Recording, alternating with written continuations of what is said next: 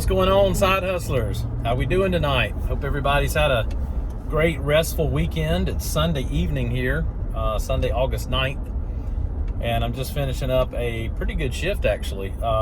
Turns out Sunday nights have become quite the waitering nights in my town. I don't know what's up with that, but I'll take it.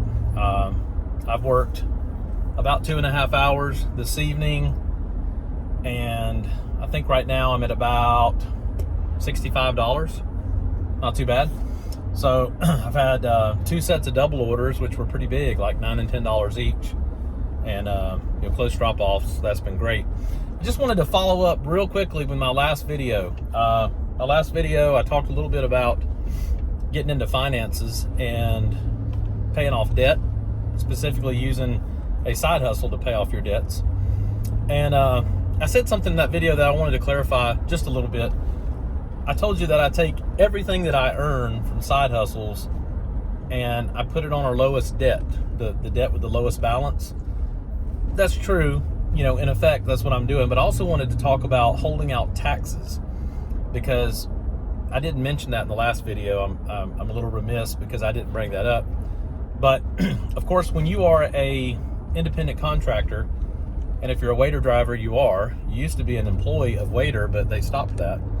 And now we are independent contractors, which means we're, sometimes you'll hear the phrase 1099, which basically means that there are no taxes withheld on your behalf from your pay. So what you have to do is you have to account for those taxes, because if you work for a company as an employee, your employer withholds a certain percentage of your pay for things like Social Security, Medicare, those are the payroll taxes. And then the employer themselves have a portion of pay that they pay for your Social Security and your Medicare. Well, as a self-employed individual, you have to pay both sides, because you have no employer to match it's roughly 15%, I'm going to say. So you need to include that. You also have to include, obviously, your anticipated income tax on that income. A lot of people say a good rule of thumb is to hold 25% of your earnings for taxes. I've been burned a couple times on that, and I've paid quarterly estimate. You pay quarterly estimated taxes at the end of each business quarter. So first of the year, January, so at the end of March, at the end of June, at the end of September, and then your end of the year taxes. You're supposed to technically make quarterly estimate payments of what your tax liability will be at the end of that tax year. So that basically, since taxes are not being withheld, you don't want to have a penalty for having too little taxes taken out. So yeah, back to what I was saying, the 25% or the quarter of your taxes, I've been burned by that before, especially if I had a full-time job and maybe I was lucky enough to get a little bit of a bonus, bump me up into a higher tax bracket, or if I worked a lot of overtime or worked a lot of side hustles that pushed me up into a higher tax bracket. So I've actually started, just as a good rule, holding like a third of my pay, not exactly 33%, but about 30%. So what I do is, if I earn, let's say, just to make the math easy, let's say that I drive for Waitr for 2 weeks, or for 1 week, and I make $100, okay? First of all, it's a pretty bad week, but just to make the math easy. Let's say I earn $100 and Waitr pays me out on Friday. What I'll do is I'll take $30, 30% of 100, and I'll move the $30 to an online savings account. And I actually have an online savings account with Capital One. Way back in the days, it used to be called ING Orange Direct. But for those of you who followed, the financial collapse of 2008, a lot of online banks went away. There was a lot of consolidation, and ING Capital was actually acquired by Capital One Bank. It's a pretty decent account. One of the things that I like about it, first of all, I'm never going to have enough money in there to make a whole lot of interest, and interest rates are horrible now anyway. But one of the things I like about it is you can set up individual accounts at Capital One, and I call them sinking funds. A sinking fund is basically just an account where you sink money into all throughout the year, or through some time period towards a goal. For instance, if you own your house outright, you may have to pay annual taxes on your house, obviously, and maybe an annual homeowner's insurance premium. So a lot of times you'll set up a sinking fund, and you'll have the amount of your tax that's due divided by 12. You'll have that diverted to the account, to the sinking fund, your online savings account, and then at the end of the year, you transfer the money over from your savings account, write a check, and you're good to go. So I do that with taxes too, for my self-employment taxes. I actually have a self-employment sinking fund, and at Capital One, you can actually give the bank account a nickname, which is kind of cool. Instead of just being, account number 1, 2, 3, 4, 5, 6, you're actually able to go in and change the label, and you can call it whatever you want to. So I have a sinking fund for vacations, where I'll say take $50 a paycheck and move it to that account for our annual beach trip, the family beach trip. I have a sinking fund for Christmas.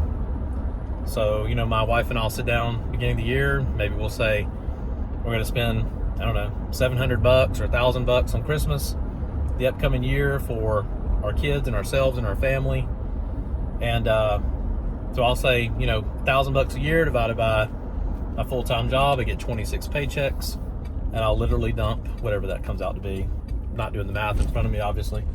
Let's just say $30 a paycheck, and I move that over to the sinking fund at the end of the year, transfer it all back to checking, go shopping for Christmas, don't have to rack up any debts, and I'm able to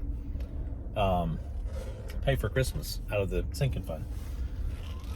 So yeah, just wanted to touch on taxes for a second, and not give the impression that 100% of everything I earn literally was going towards debt. Obviously I do have the expenses for the depreciation on my vehicle, which is kind of a silent expense. But sit down with a good tax person if you're not familiar with how this works. But as a self-employed individual, you're able to deduct certain expenses. So mileage on your vehicle, you're able to deduct at a certain percentage for each mile. So that's why it's good to keep up with your miles. Some people used to keep up with gas expenses and tire changes and all that sort of thing. I think you can still do that too, and itemize those all separately. But if you do that, you can't deduct your mileage. It's one or the other. So again, consult a tax professional. I'm far from it, but I consider myself a TurboTax professional, because that's what I use and it works for me. But if things get too complicated, highly recommend sit down with somebody that does taxes, a CPA who specializes in taxes, or even like an H&R Block, or one of the many tax preparation companies, if you're not familiar with doing it yourself. So yeah, you can see the sun setting here off in the distance. It's been a pretty good weekend. I took Saturday off again. Whew. I know my side hustle is not, I haven't been hustling too much lately, but been trying to keep the YouTube stuff up and getting excited about that. I think we're up to 45 subscribers at the time I'm filming this. I'm very excited by the subscriber count and your comments. Like I told you before, one of the things I really wanted to do was build a community, not just a one-way, me putting out videos every few days. I actually want to have a discussion with you, and I want to learn about your goals and why you're side hustling, and why you're driving for Waitr or Uber or whatever it is that you're doing for a side hustle. Really inspired by all of you, and hope that I'll bring you a little inspiration along the way too. By the way, I ordered some gear. All right, so I've got a little project coming up. Probably going to film the next day or two, assuming my Amazon package shows up in time. I'm doing a do-it-yourself dash cam. So stay tuned for that. That should be interesting. I'm going to document the whole project and show you what I'm doing.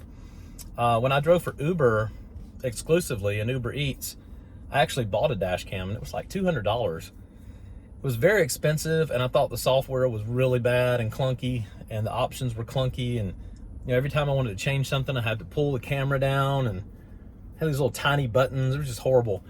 So I've been watching videos on how to convert some of your old technology equipment, specifically smartphones, into a dash cam. So there's software applications out there that can help you run an old phone as a dash cam or a security camera for your house. And I thought that would be a pretty cool project. Maybe other drivers could benefit from that too, because obviously it's good to record what's going on outside the vehicle as well as what's going on inside the vehicle if you have other people in with you, assuming your state allows it. Again, I hate putting disclaimers on everything, but you know how it is this day. You don't, when somebody does something wrong and they'll come back, it's your fault. So yeah, you know, the joke is my lawyer made me say it. Well, I just, I don't want to give any bad advice to anybody and get anybody in trouble. So obviously, if you're allowed to film in your car and you have passengers for Uber, that's cool in your state, by all means. I personally believe in it because I think you don't want to get into a us against them, you know, he said, she said kind of thing. I've heard a lot of horror stories about that from Uber drivers, fellow Uber drivers. But yeah, so I want to film the outside of the vehicle. You know, I want to show you maybe some of my drives around for Waitr and trips up to the front doors and the restaurants. So I'll be able to give you a bird's eye view there if all this goes well. And in my next video, I will share with you how I do it, you know, what apps I'm using, what hardware I'm using. I've had to go try to dig up old phones, and if you're like me, you just throw those things in a drawer when you upgrade, thinking they're not useful, but actually they are. So I'm going to share with you that project in the next video. I'm going to get into some other tips and tricks on Waitr, navigating the app, and maybe some of the modifications to the Waitr bag that I've been looking at. You probably heard me gripe a few times about, you know, storing drinks in this thing and the zippers and how the bag folds up and you can't zip them. So I've been tinkering a little bit in my spare time, and so I'll have a few tips for you there. But I'm off to pick up an order now. Hope everybody has a great week coming up. Looking forward to hearing from you again. If you haven't already subscribed, please subscribe.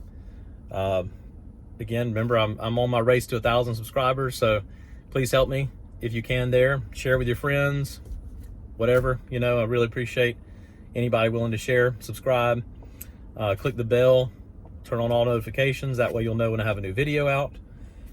And yeah, just looking forward to keeping things rolling. So keep hustling, pay your taxes, save money for your taxes so you can.